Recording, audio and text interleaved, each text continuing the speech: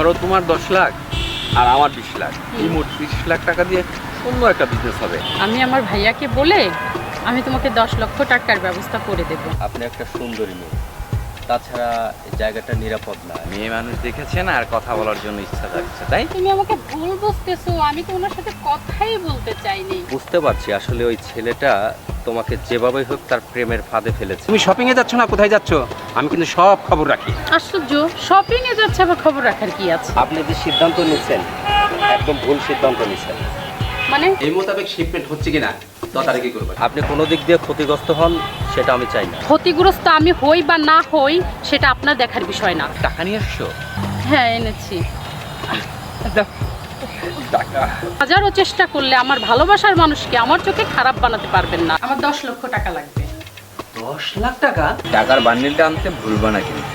ও পাগলামি করো না, থাকো, আমি যাবো রাজ। পাবেল এমন করতেছে কেন? ফোন অফ কেন রাখলো? ও আমার সাথে এত বড় প্রতারণা করতে পারলো?